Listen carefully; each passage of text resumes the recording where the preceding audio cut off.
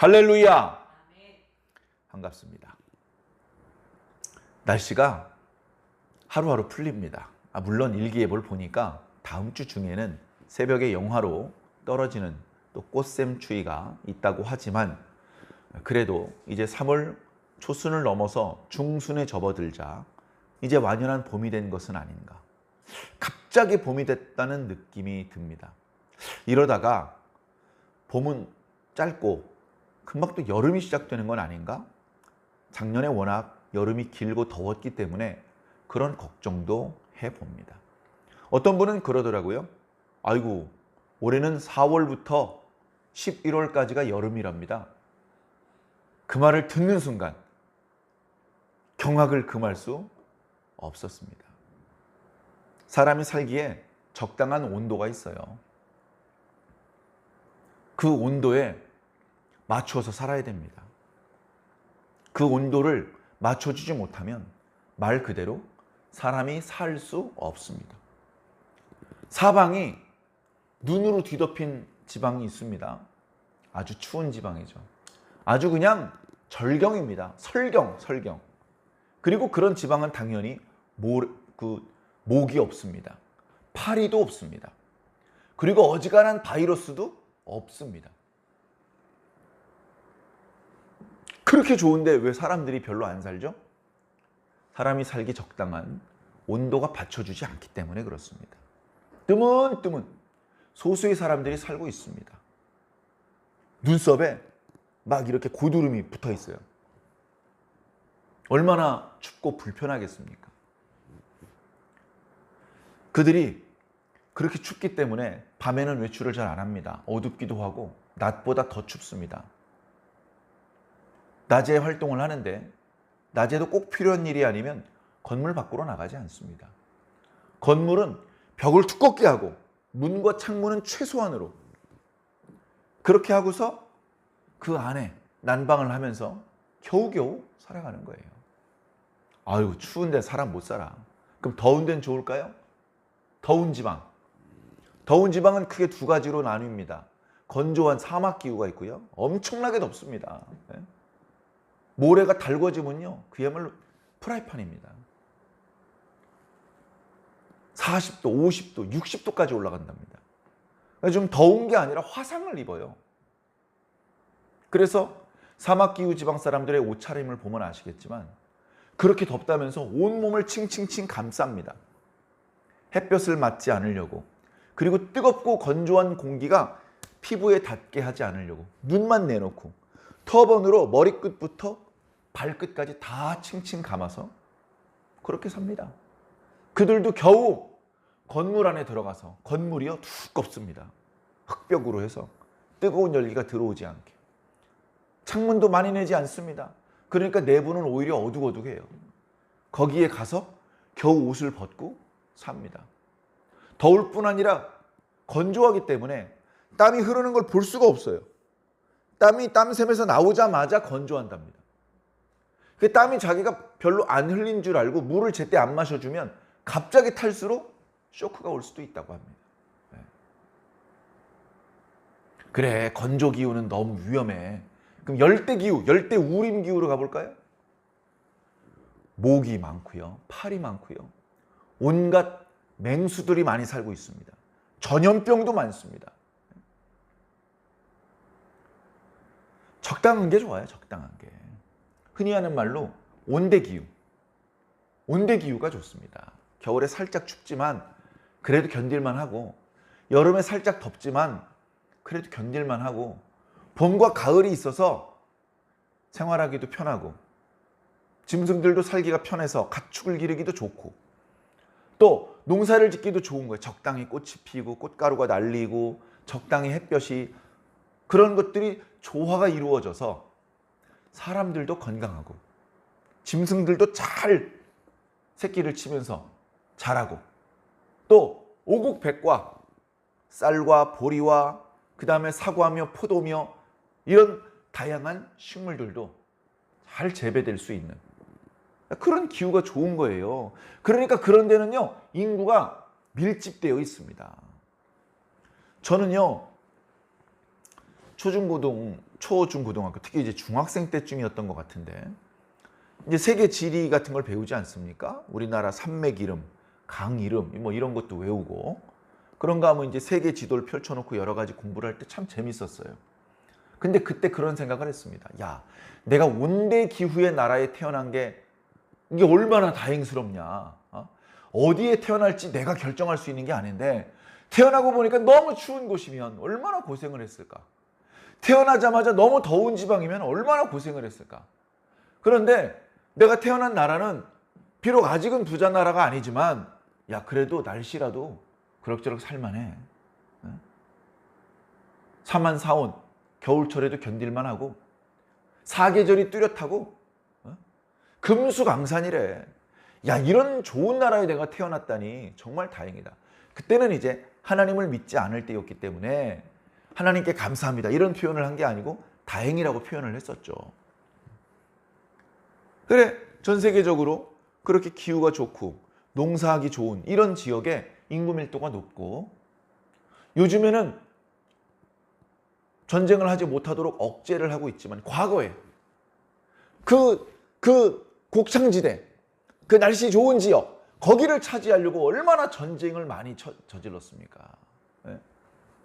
춥고 배고프니까 과거에 뭐 몽골 민족 또는 뭐 거란족 아니면 뭐 흉노족, 그래 따뜻한 지역에 집집마다 쌀이 포대기로 막 쌓여 있는 그런 중원을 날마다 침략해서 노략질할 수밖에 없는 거예요. 그건 농사가 안 되는 지역이니까.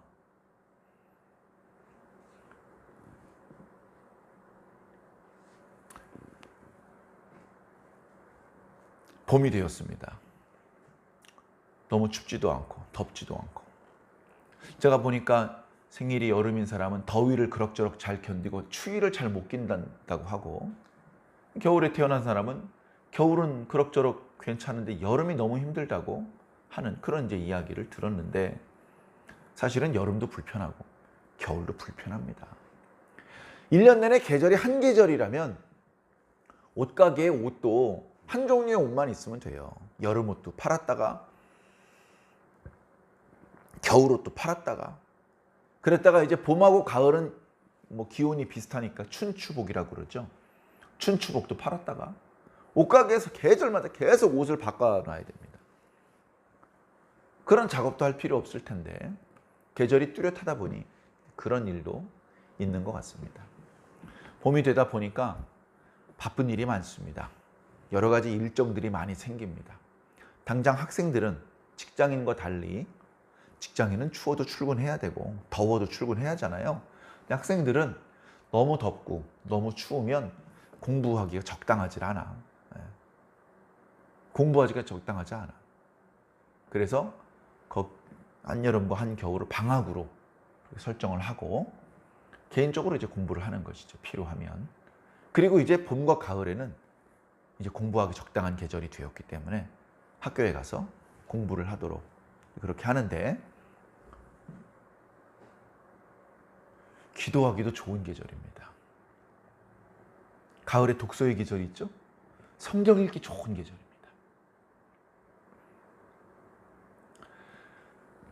놀러 나가기 좋은 계절은요, 봉사하기도 좋은 계절이에요.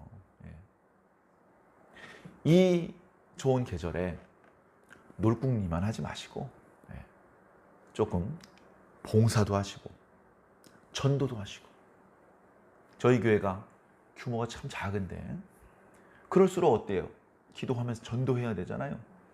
근데 제가 그렇게 열정적으로 전도에 대해서 이렇게 프로그램을 세우고 막 열정적으로 하지 못했던 것 같아요. 주변에 전도에 대해서 열정적으로 하시는 그런 목사님들을 보면 참 부끄러운 생각이 듭니다. 그리고 이제 주변에 이제 알고 지내는 목사님들 또는 뭐 이런저런 교회 다니는 분들 이야기를 들어보면 이거 저 교회는 큰데 이미 큰 교회인데 온 성도들이 함께 기도하면서 일주일에 하루 날을 정해서 전도 활동을 저렇게 하네. 막 이제 그런 거. 그러면서 이제 목사님들끼리 이제 단체 카톡방 이런 데 이제 보면 어떤 사진이 올라왔는데 보니까 이번 봄에 저희 교회에서 전도 활동할 때 쓰려는 전도지입니다. 잘 만들어졌는지 한번 봐주십시오. 아이고 잘 만들어졌습니다. 글씨도 시원시원하고 참 좋습니다. 그런 걸 보면서 나는 전도지도 새로 만들지도 않고 그런 이제 생각이 들었습니다. 기도하면서 또 뭔가 해야 되겠죠. 제가 할 수 없는 거를 하라고 주님께서 요구하지는 않으시겠지만 제가 할 수 있는 것은 해야 될 것 같습니다. 아무튼 이 좋은 계절에 그냥 날씨 참 좋았어. 근데 좀 아쉬워. 봄이 좀 짧더라고. 이런 정도 이야기만 하고 이 계절을 넘겨버리지 마시고 뭔가 나름대로 크든 작든 유익하고 의미 있는 보람 있는 일을 해보시기를 부탁을 드립니다. 여름에 더워서 겨울에 추워서 집중이 안 되더라고. 그러면 봄, 가을에 기도하시면 되잖아요. 그런 식으로 작은 거라도 내가 하루에 5분 기도했는데 봄, 가을은 그래도 좀 어때? 날씨가 좋잖아. 10분씩 기도해야지. 그런 긍정적인 마음을 한번 잡숴 보시기를 부탁을 드립니다. 옛날에 어떤 직장인이 직장에서 직장 동료들과 함께 식사를 하다가 왠지 표정이 안 좋아요. 옆에 동료들이 왜 그래? 오늘 컨디션이 안 좋은 것 같아? 그랬더니 얘기를 합니다. 말도 마. 나 사실 어저께 악몽을 꿨어. 자다가 꿈을 꿨는데 악몽을 꿔가지고 새벽에 꽥 소리를 지르면서 깼다는 거예요. 그때 이후로는 잠도 잘 못 잤고 무슨 꿈을 꿨길래 악몽을 꾸고 소리를 지르고 잠도 못 잤다는 거야. 글쎄 들어봐. 끔찍해. 무슨 내용인데? 꿈에 사장님이 직원들한테 달력을 나눠줘. 그래가지고 웬일이야. 회사에서 달력도 주고 고맙습니다 하고 달력을 받았는데 달력을 이렇게 펼쳐보니까 월, 화, 수, 목, 금, 금으로 돼 있는 거야. 그랬더니 옆에 있는 직장인이 하고 소리를 지르는 거죠. 직장 생활을 오래 안 해보신 분은 어쩌면 잘 이해가 안 될 수도 있습니다. 직장 생활을 해보면요. 토요일, 신앙 없는 분은 일요일이라고 말하는 그 날이요. 너무너무나 소중합니다. 너무너무나 소중해요. 그때 쉴 수도 있고요. 그때 친척 결혼식도 갈 수 있고요. 그때 시골에 있는 부모님한테도 갈 수 있고 너무나 소중한 거예요. 그런데 여러 가지 좀 상황상 요번 토요일 날은 회사 와서 일을 해야 될 것 같습니다. 요번에는 우리 회사에 명운이 달렸습니다. 이 일이 잘못되면 회사가 망할 수도 있습니다. 그러니까 일요일에도 모두 출근해 주십시오. 그러면 가기 싫지만 회사가 살아야 나도 월급 받고 계속 직장 생활을 할 수 있으니까 오는데 그만큼 토요일하고 일요일은 직장인들에게 너무나 소중한 계절이에요. 소중한 요일이에요. 그런데 요즘 예전에 이렇게 막 70년대, 80년대처럼 일요일도 반납하고 1년 내내 출근하는 그런 시대가 아니에요. 옛날 우리 부모님 세대 어른들 이야기 들어보면 일요일이 어디 있습니까? 일요일 쉴 거, 빨간 날 쉴 거 다 쉬어가면서 어떻게 생활비를 들고 집에 갑니까? 그런 소리를 했어요. 어쩌면 지금도 그런 분이 덜어 계실지 모르지만 그러나 요즘은 예전에 비해서는 그래도 빨간 날은 확실하게 쉬어주는 분위기입니다.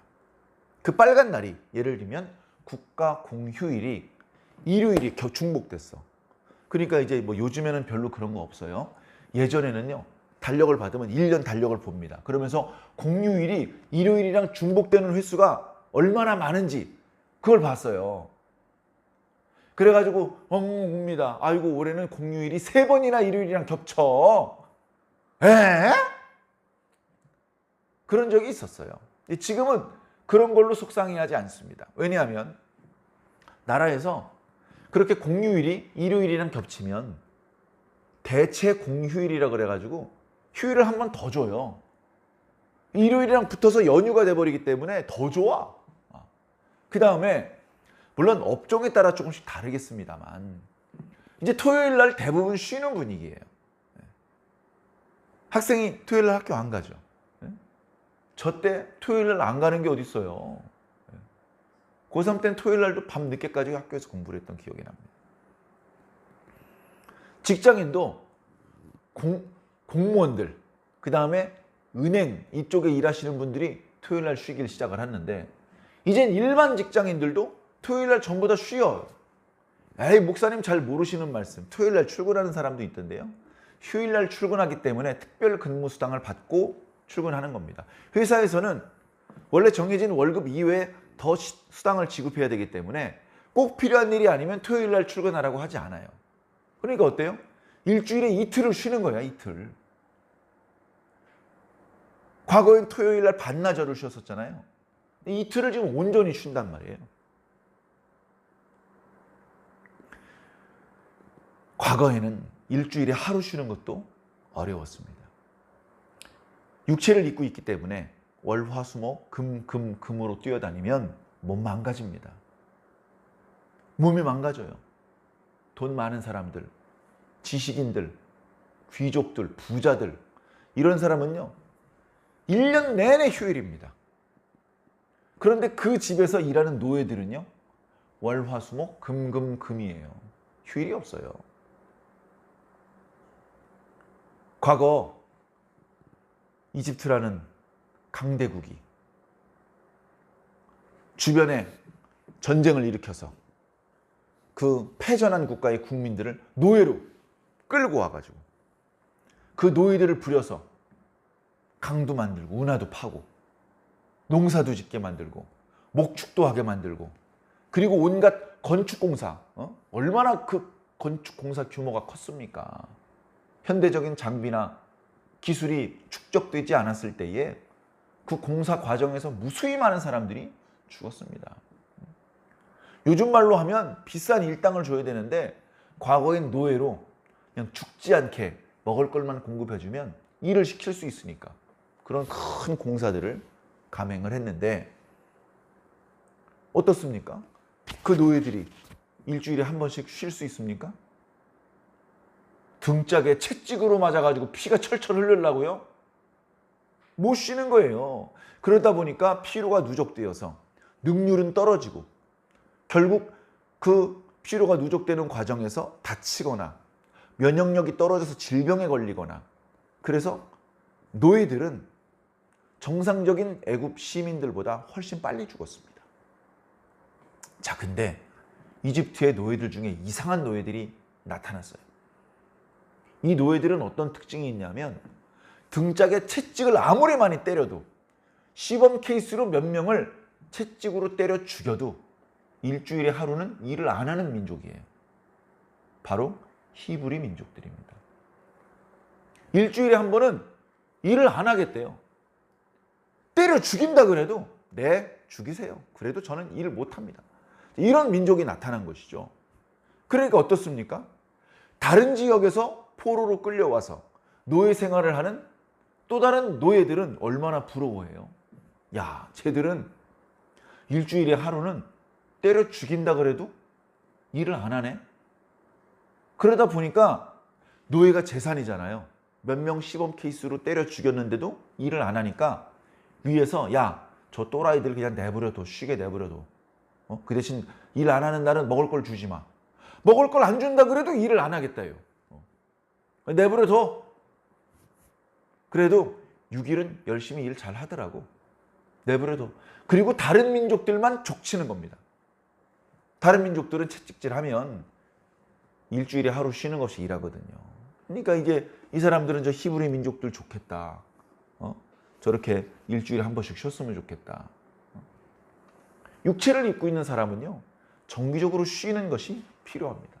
낮에 일을 하고 밤에 쉬어야 되고 일주일에 5일, 6일 일을 했으면 하루는 특별한 어떤 일의 부담이 없이 쉴 수 있어야 돼요. 여러분 쉰다고 너무 오래 자리에 누워있으면 허리 아픕니다. 쉬는 날 조금 늦게 일어나고 좀 이렇게 운동도 하고 평소에 가지 못했던 산에도 한번 가보고 운동도 하고 뭐 이렇게 좀 또 바쁠 때 읽지 못했던 책도 읽고 약간 여유 있게 그러면서도 유익한 일을 하십시오. 어떤 사람은 휴일날 쉬게 해주었더니 그 휴일이 끝나고 출근할 때 보면 더 피곤해져서 와요. 쉬라고 해서 집에 보내놨더니 더 잠을 못 자 눈이 빨개져가지고 꾸벅꾸벅 졸고 제대로 씻지도 않아서 머리카락에서 냄새가 나고 이런 직원도 있습니다. 쉴 땐 쉬어줘야죠. 하나님께서 이스라엘 백성들에게 일주일에 한 번 쉬라고 한 것은 육체를 입고 있기 때문에 불쌍히 여기시고 그들에게 쉼을 주시는 의미가 있습니다. 그러면서 그들이 그 육체 노동은 쉬지만 그러나 거꾸로 신앙은 그 안식일 날 다른 날 하지 못했던 신앙의 열정을 바쳐야 되는 거예요. 안식일 날은 가보지 못했던 성전에 가봐야 되고 회당에 가봐야 되고 또 상번제를 날마다 드리는데 참여하지 못했는데 안식일이라도 참여해야 되고 그렇게 하기 위해서 안식일을 주신 것입니다. 안식일이 오늘날 기준으로 금요일 저녁 6시부터 토요일 저녁 6시까지입니다. 그냥 대충 오늘날 토요일이라고 생각하셔도 크게 다르지 않을 것입니다. 과거에는 토요일날 쉬었던 것이죠, 유대인들이. 그러나 오늘날은 그 전통이 좀 바뀌었어요. 우리가 흔히 일요일이라고 하잖아요. 우리 신앙인들은 주일이라고 말합니다. 이날 쉬는 거예요. 우리 대한민국만 쉬기로 했느냐? 아니요. 보면요, 일본도 쉬고요, 미국도 쉬고요, 유럽도 쉬고요. 모르겠습니다. 쉬지 않은 나라가 일부 있는지 모르겠습니다만 전 세계 대부분의 나라가 일요일은 쉽니다. 유대인들이 일주일에 한 번씩 쉬는 전통이 전 세계로 확산된 거예요. 어떻게 보면. 너무나 감사하신 하나님의 은혜입니다. 그 일주일에 한 번 쉬는 그 쉼의 의미가 무엇인지도 모른 채 강대국들이 쉬니까 같이 쉬는 거예요.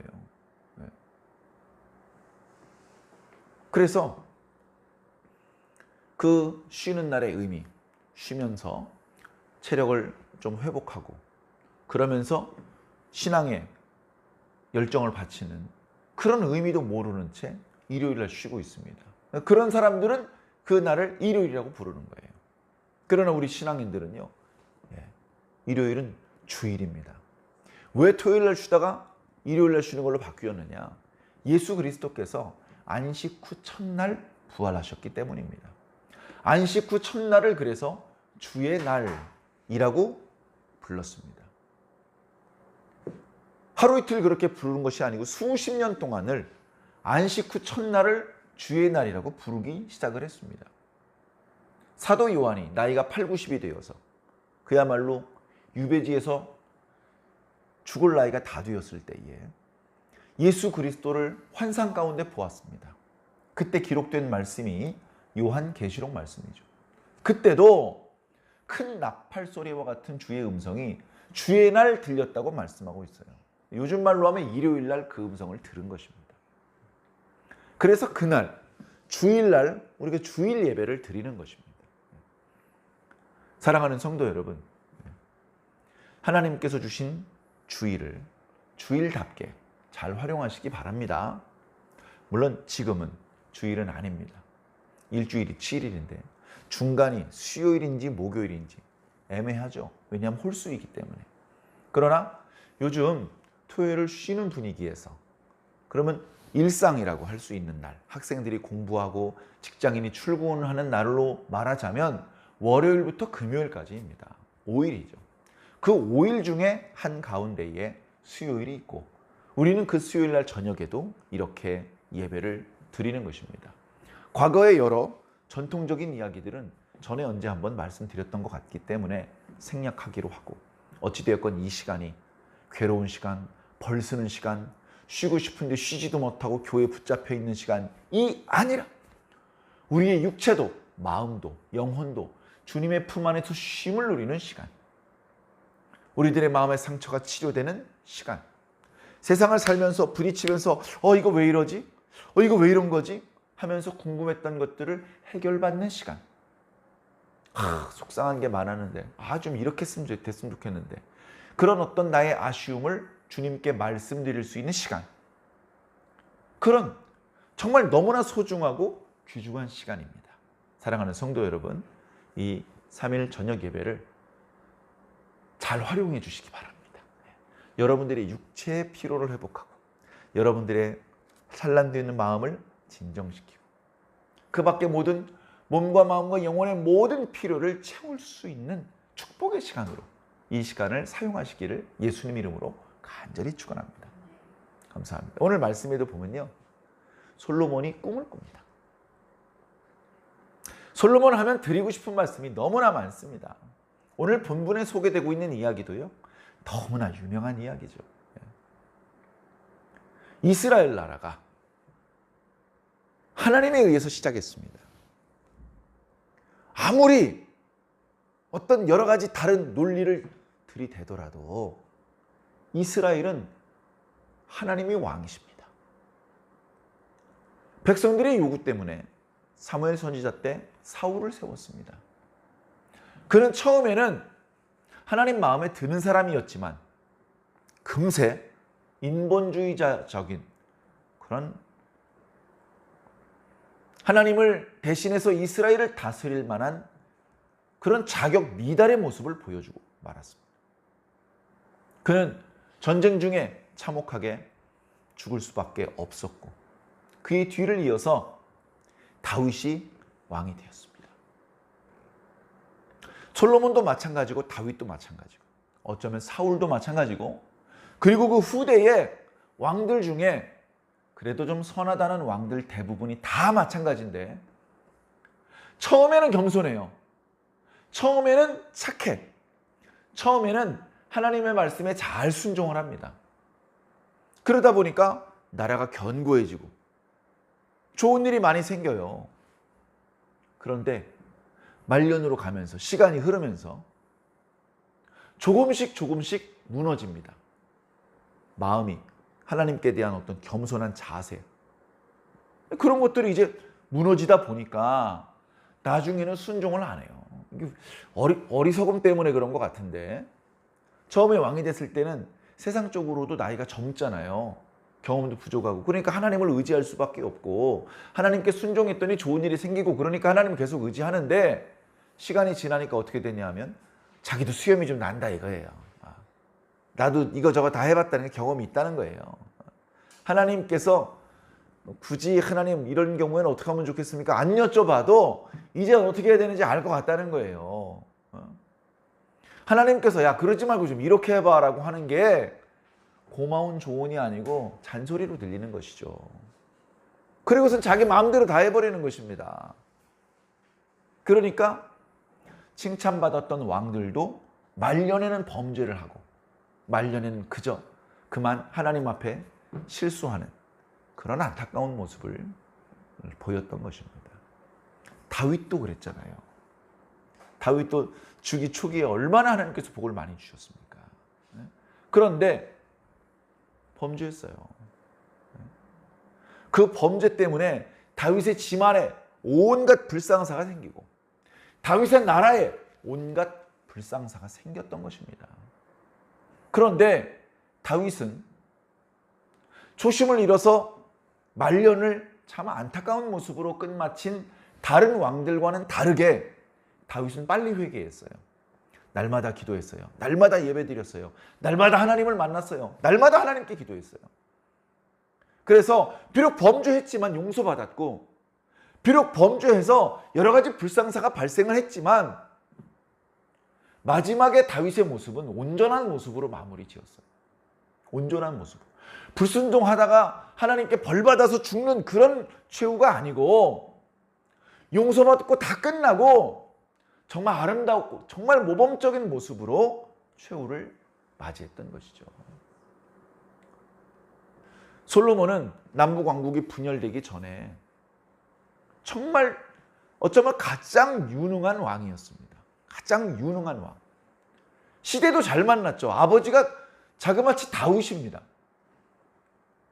그런 좋은 조건을 가지고 왕으로 이스라엘을 다스렸는데 안타깝게도 말년에 너무나 치명적인 범죄를 저질렀어요. 회개하고 용서받고 다시 건강해진 모습으로 최후를 맞이하지 못했어요. 안타까운 모습으로 끝났어요. 다윗이 왜 이런다냐. 다윗이 왜 이런다냐 정말. 우리가 드라마를 볼 때 주인공이 실수하고 엇간대로 가면 막 그런 얘기 하죠.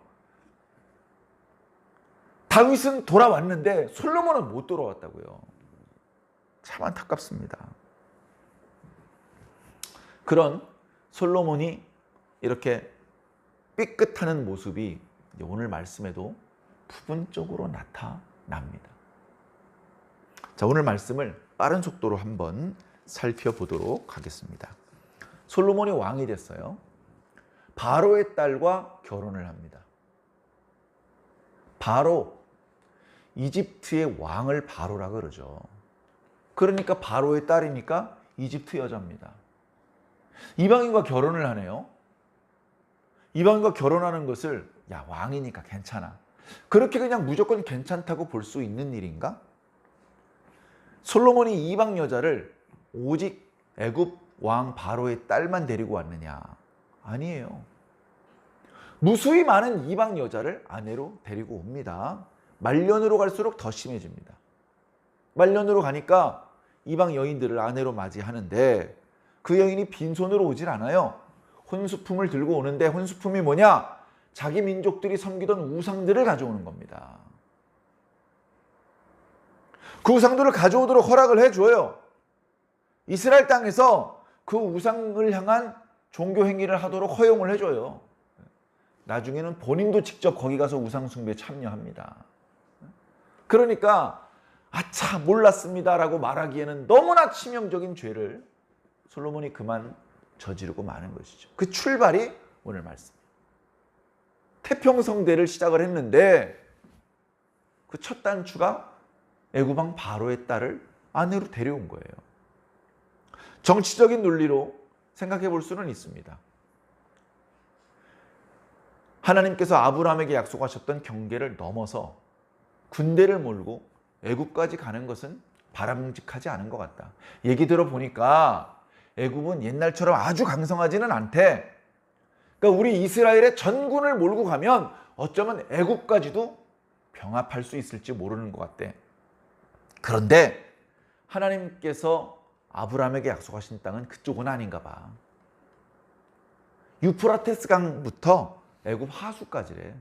그 사이까지만 우리가 다스리면 돼. 만약에 나중에 애굽이 강성해서 이스라엘 쪽으로 침공해 들어오면 어떡합니까?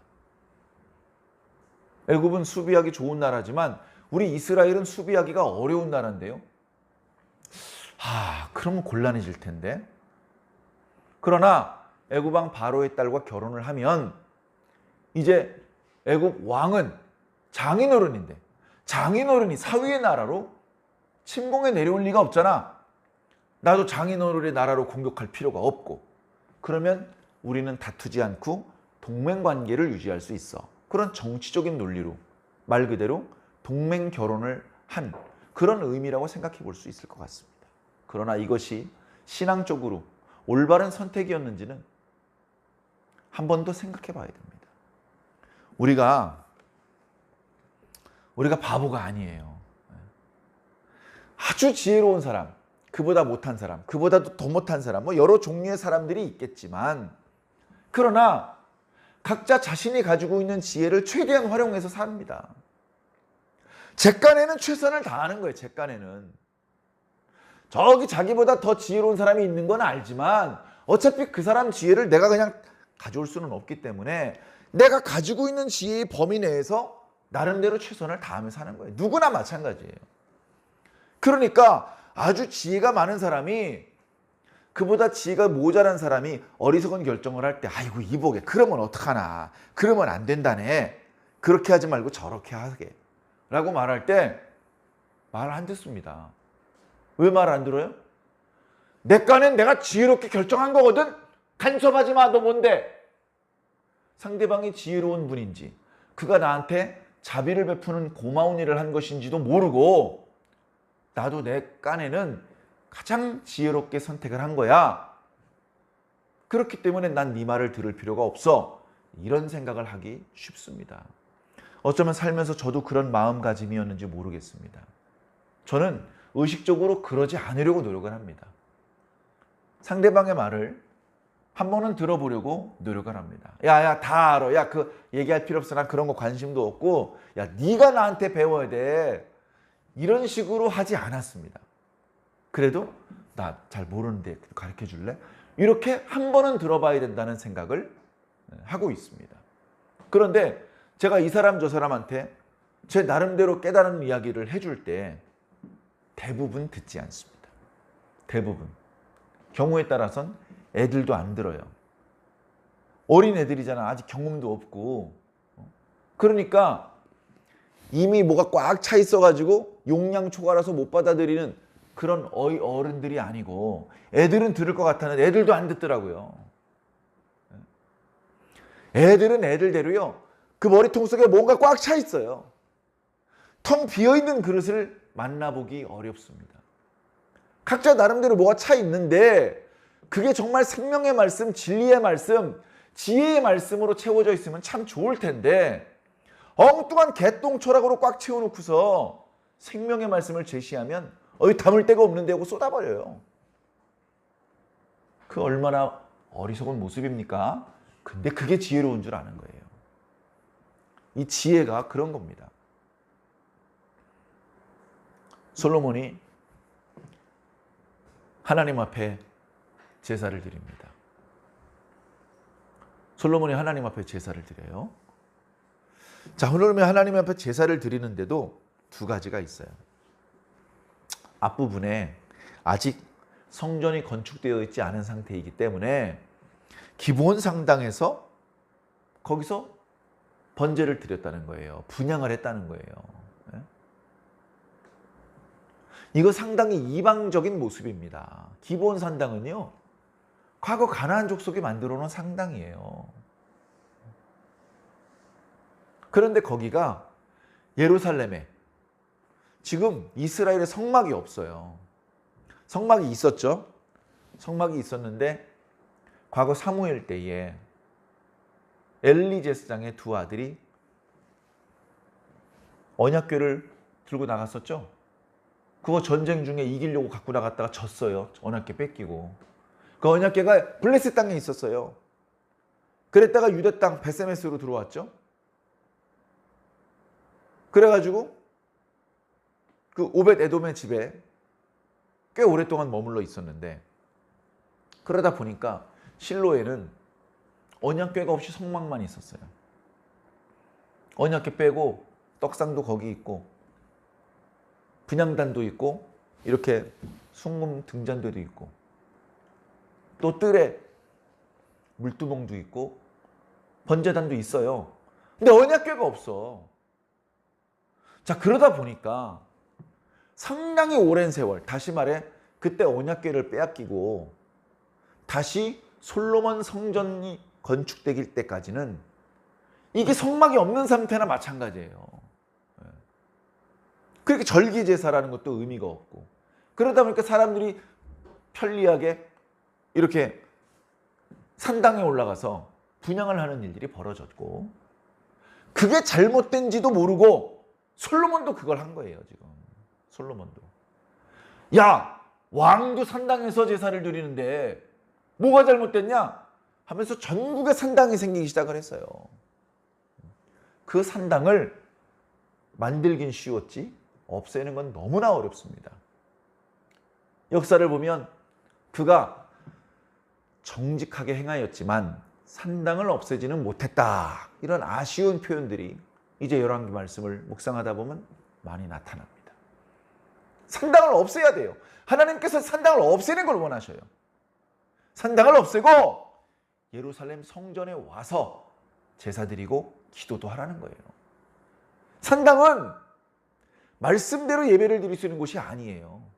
우상 숭배하는 곳이에요. 하나님의 규례가 훼손되고 왜곡되는 곳이에요. 없어져야 돼요. 그런데 지금 그 산당이 전국에 퍼지게끔 한 장본인이 바로 솔로몬입니다. 핑계는 있어요. 어차피 성막이 제대로 구실을 못하고 있고 내가 왕이 되어서 이제 하나님 앞에 신고를 해야 되는데 일천 번제로 내가 하나님 앞에 나의 충심을 보여드려야 되겠다. 그런 생각을 했는데 예루살렘 언덕이나 너무 좁아요. 안 되는 거죠. 그래 여기 산당은 넓기 때문에 기브온 산당에서 제사를 드렸다. 그렇게 지금 설명을 하고 있는 겁니다. 자, 일천번제라고 해서 처음에는 하루에 소 한 마리씩 1000일 동안 번제를 드렸나? 그런 생각을 했는데 그건 아닌 것 같아요. 왜냐하면 1000일이라는 것은 3년이 조금 못 되는 엄청나게 긴 기간입니다. 그 기간 동안 왕궁을 떠나서 기브온에 살면서 실무적인 정사도 돌보지 않은 채 그럴 수는 없거든요. 사나흘 시간은 걸렸는지 모르지만 왕답게 한꺼번에 희생 제물 1000마리를 준비를 해서 1000마리를 하나님 앞에 바친 거예요. 그 제단에서 예루살렘에 또 옛날 회막에 있었던 그 제사장들을 불러서 거기서 이제 하나님 앞에 번제를 드리는 것이죠. 남김없이 다 태우는 제사가 번제인데 아마도 화목제처럼 일부 고기를 참여한 사람들이 나누어 먹었을 것입니다. 그러다 보니까 넓은 공간이 필요한 것이죠. 솔로몬 왕이 제사를 드린대 소를 1000마리 잡는데 많은 사람들이 나와서 함께 제사에 참여하고 고기를 먹으라고 하시는구만. 어차피 지금 농번기도 아닌데 우리 그 제사 참여하세요. 그래가지고 농사 짓지 않는 넓은 들판에 사람들이 모여서 그 음식을 먹은 거예요. 며칠을. 야, 이게 산당에서 제사해도 되나? 뒤에 보면 하나님께서 그 제사를 받으시고 축복의 의미로 꿈 중에 나타나시잖아요.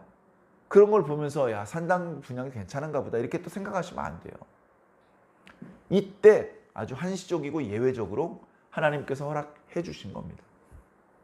꿈에 하나님께서 나타나셨습니다. 내가 너에게 무엇 해주기 원하느냐? 네, 돈 많이 주세요. 요즘 시대 같았으면 돈이면 다 되죠. 돈이면 건강도, 건강기능식품도 사 먹을 수 있고 병원비 무서워하지 않고 병원 진료도 볼 수 있고 그럼 건강을 금세 회복할 수 있겠죠.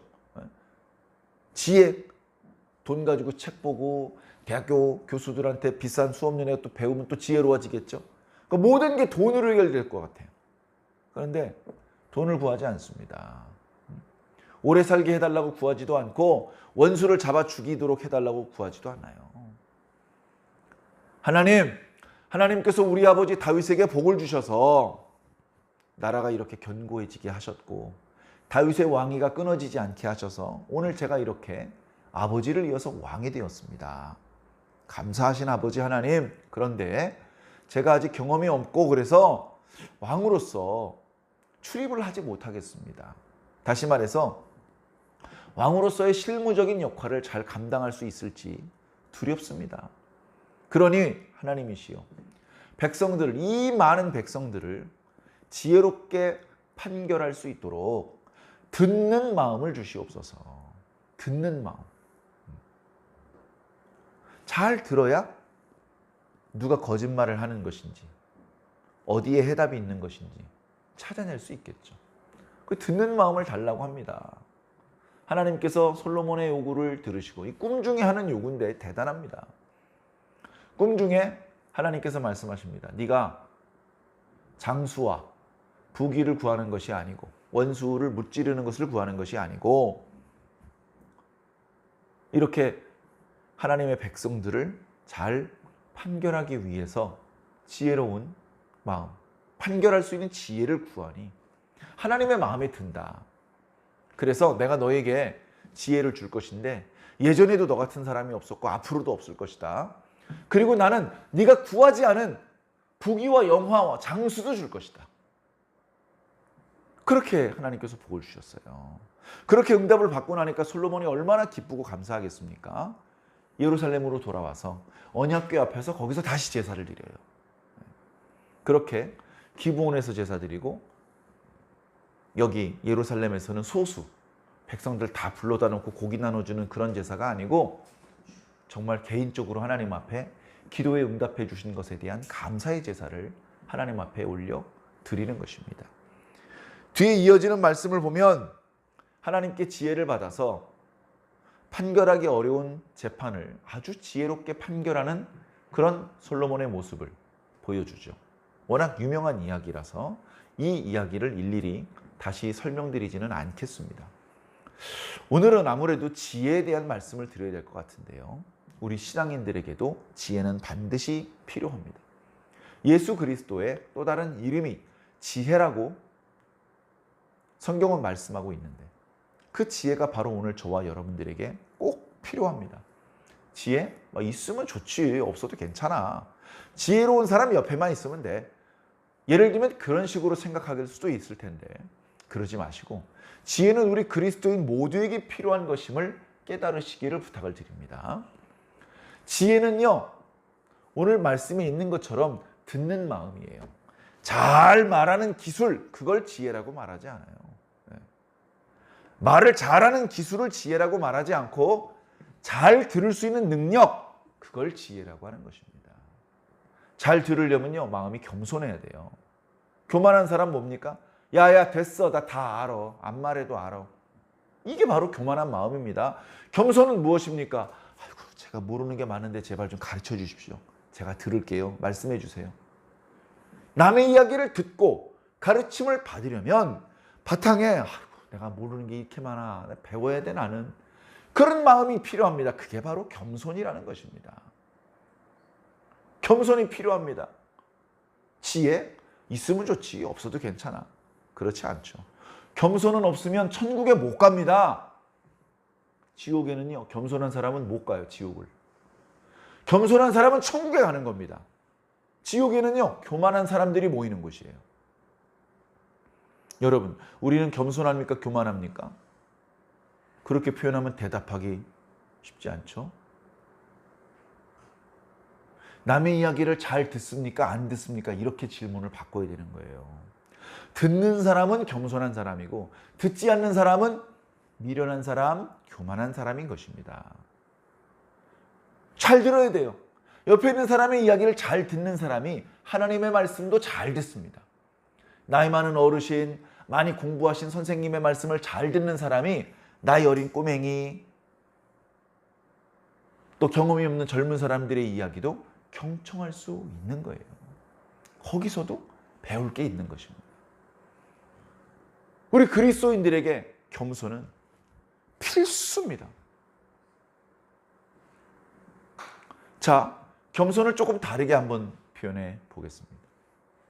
다윗이 하나님께 엄청나게 복을 받았어요. 솔로몬이 하나님께 엄청나게 복을 받았습니다. 근데 사울은 그렇게 복을 받지 못했어요.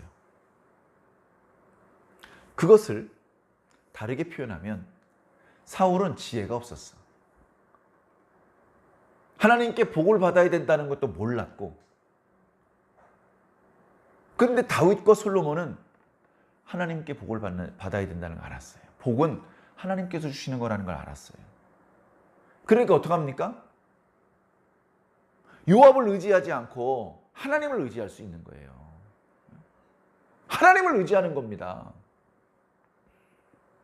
사람을 의지하지 않고 하나님을 의지하는 것이 지혜입니다. 지혜가 없는 사람은 꼭 사람을 의지해요. 하늘을 의지하지 않고 땅을 의지합니다. 지혜로운 사람은요, 다리 꼬고 앉지 않습니다. 하나님, 바쁘시겠지만 잠깐 방문해 주시겠습니까? 하나님 모셔놓고 그 앞에 다리 꼬고 앉는 사람이 있어요. 어리석어서 그런 겁니다. 지혜로운 사람은 하나님이 어떤 분인지 압니다. 지혜로운 사람은 하나님께서만 복을 주실 수 있는 분인 줄로 압니다. 지혜로운 사람은 바로 그 하나님 앞에 무릎 꿇는 사람입니다. 무릎 꿇어야 복 받습니다. 턱주가리 내밀고 콧대 높이고 다리 꼬고 앉아서 복 못 받습니다. 다리 꼰다는 건 실제로 다리를 교차해서 이렇게 앉아있는 자세를 말하는 것도 있지만 하나님을 향한 나의 마음 자세, 다리 꼬고 앉은 게 뭡니까? 다리 꼬고 앉아가지고 요새 힘들어요. 동등하게, 상대방과 자신을 대등하게, 심지어 상대방을 약간 깔보는 듯한 그런 의미가 행동거지에 나타나는 거잖아요. 하나님 앞에 그런 행동거지? 그러고서 복을 받는다? 그럴 수 없죠. 겸손한 사람은 무릎 꿇습니다. 제가 무릎을 꿇어봤는데요. 무릎 아래쪽 종아리, 발목 피가 안 통해요. 얼마나 아프고 불편한지 모릅니다. 그런데 무릎 꿇는 게 가장 행복한 자세입니다. 무릎 꿇을 때 피가 안 통한다. 그 생각만 하지 마시고 무릎 꿇을 때 우리 자리가 높아져요. 무릎 꿇을 때. 하나님을 향해 걸어갈 때 내가 이등병이었는데 하나님 앞에 의자에 앉으니까 병장이 됐어요. 무릎 꿇으면 장교가 되고 장군이 되는 거예요. 누가 더 오래 무릎을 꿇을 수 있느냐? 그것으로 누가 더 큰 복을 받을 수 있느냐로가 갈라지는 것입니다. 다리 꼬고 앉으면요. 계급이 자꾸 떨어져요.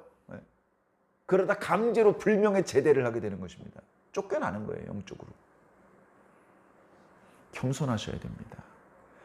하나님 앞에 겸손한 마음으로 진실한 마음으로 무릎을 꿇을 때 솔로몬은 복 받았습니다. 하나님께서 기뻐하셨어요. 네가 일천희생으로 제사를 드리는데 형식이 아니구나. 진심이구나. 그러니까 그 진심을 아시는 하나님께서 꿈중에 오신 거예요. 하나님 꿈중에 만나고 싶지 않습니까? 하나님께서 꿈중에 환하게 웃으시면서 야, 내가 네 마음을 안다. 뭐 줄까? 말만 해, 다 줄게. 이런 꿈 꾸고 싶지 않습니까? 여러분 혹시 월화수목 금금금 이런 꿈 꾸고 싶습니까? 저는 지금 직장인이 아닌데도 그런 꿈은 별로 꾸고 싶지 않습니다. 하나님 만나는 꿈, 예수님 만나는 꿈, 이상한 꿈이 아니라 거기서 하나님 만나서 행복하고 복받고 그런 꿈을 꾸고 싶지 않습니까? 무릎 꿇어야죠. 무릎을 꿇어야 됩니다.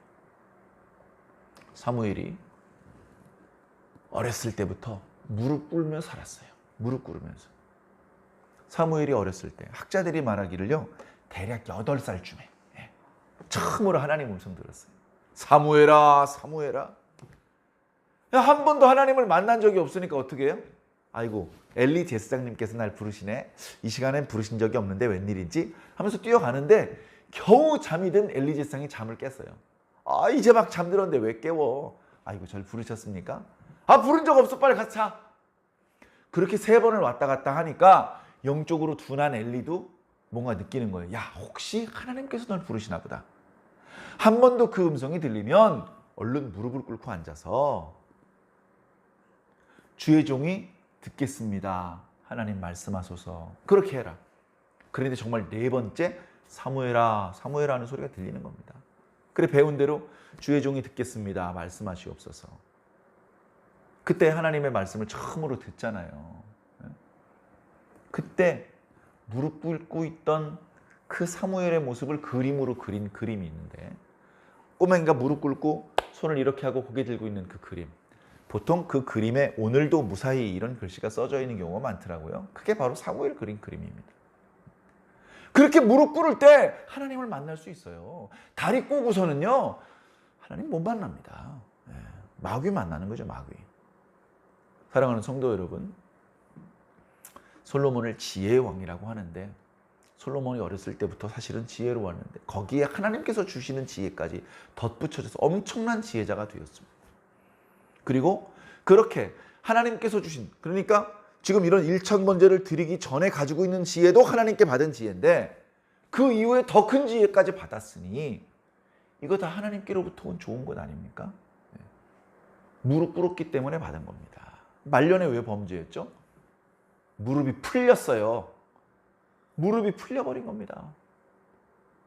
여러분, 육체적으로는 무릎 꿇는 게 좋지 않기 때문에 나이 드신 분 억지로 무릎 꿇으라고 앉으라고 하지 않습니다. 편하게 양반다리로 앉는다고 해서 무릎 꿇고 예배드리지 않고 의자에 앉아서 예배드린다고 해서 불경하다고 하지 않습니다. 몸은 조금 편하게 그렇게 앉으실 수 있는 마음의 자세만큼은 하나님 앞에 늘 무릎 꿇는 자세이어야 합니다. 마음의 자세만큼은. 마음의 자세마저도 무릎 꿇는 자세에서 흐트러져 버리면 그러면 좀 힘들어지는 거예요. 사랑하는 성도 여러분, 오늘 솔로몬이 하나님 앞에 무릎 꿇었던, 그래서 큰 복을 받았던, 자신이 구했던 듣는 마음 플러스 부귀와 영화까지 얻었던 것. 그 시작은 겸손히 하나님 앞에 무릎 꿇었던 것이었다는 것을 꼭 기억하시고 우리들도 무릎 꿇으시기 바랍니다. 예. 실제로 무릎 꿇는 것도 나쁘지 않은데 나이가 드셔서 무릎이 좀 불편하신 경우는 억지로 그렇게 하지 말아주시고 좀 편하게 앉아도 됩니다. 그러나 우리들의 마음만큼은 하나님 앞에 늘 무릎 꿇는 자세가 되시기를 예수님 이름으로 간절히 축원합니다.